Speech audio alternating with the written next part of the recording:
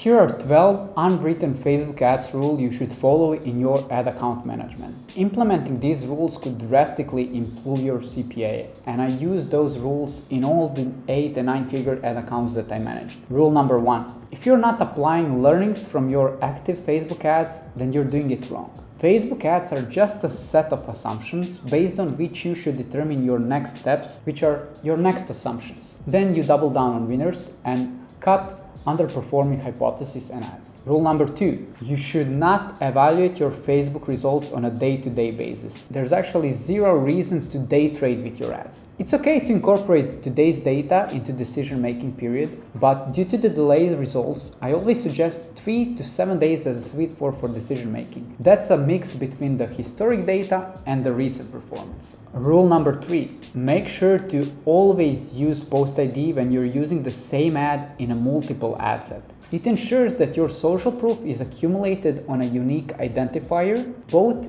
in users' eyes and in Facebook eyes. It often results in a better CPA because more people check the comments, people are more inclined to start watching the ad, they click at a higher capacity. Facebook counts that as a sign of engagement and treats that ad better.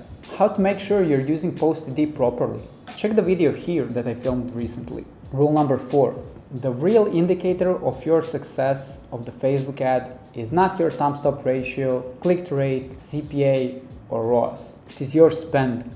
I know it sounds weird, but it definitely is. There's no point in forcing Facebook to spend the money on the ad that has a lower CPA and a lower spend. Facebook knows which ad can handle the scale. It uses machine learning and it can predict which ad would produce the best outcome based on the objective you selected. It often feels frustrating, but there's no need to trade long-term scale for a short-term gain if you turn off the main spending ad just for an ad that got 2 sales with a great ROAS. Yes, you might get few additional sales, but that's not bad to scale. Trust Facebook with this one. It uses way more data than us to make sure the decision is right. Sometimes it is off, I admit it, but in general, it's almost always right, and there's no point in forcing Facebook to spend the money on variation it did not pick. Rule number 5. Maximizing the efficiency of Facebook ad is not just scaling the winners, it's also cutting down the losers and minimizing the losses earlier. Want to profitably spend more on your Facebook ads? Do a proper optimization of your ad account. How to actually do that? Well, people think that the results on the ad set level are good. There's no need to check the ad level and turn off the bad ads. But that's such a wrong concept. Although Facebook is getting better with this, there are still some underperformers that you need to cut on the ad level. How to do that? Check your early indicators and soft metrics. If you turn off the losers, your ROAS on the account level would automatically go up. Rule number 6. Your testing campaign should not be about testing different audience. It should be about testing different concepts, styles,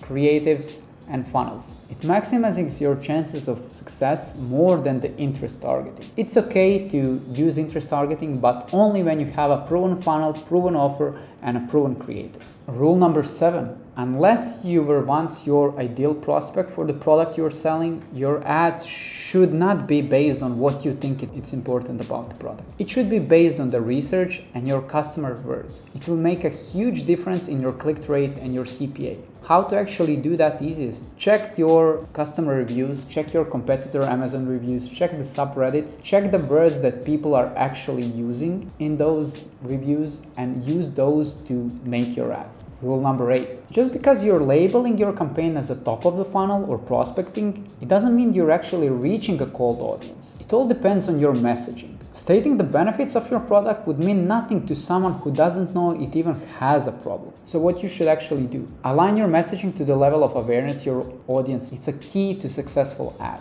Rule number 9. Your budget on the campaign or the ad set level should always, and I mean always, be tied to the performance. It's such a simple thing that's often overlooked in the ad accounts I audited. Highest ROAS or lowest CPA ad set should have the highest budget. That's the way how you actually maximize the efficiency of your ad account. Rule number 10. Success happens outside of the ads manager. Here are 3 quick tips, not directly to your ads, that can help you increase your ad efficiency. Number 1. your offer. How you communicate your offer can make a huge difference in your ads. For example, buy one get one speaks more than the 50% off to the users. Bonus tip here is to frame your offer based on the feedback from the existing customers after you find out why they bought. Number 2, iterations of the winning creative. Optimizing your winning creative, understanding where potential improvement lies, and creating new variations of the ad that can help your CPA in half.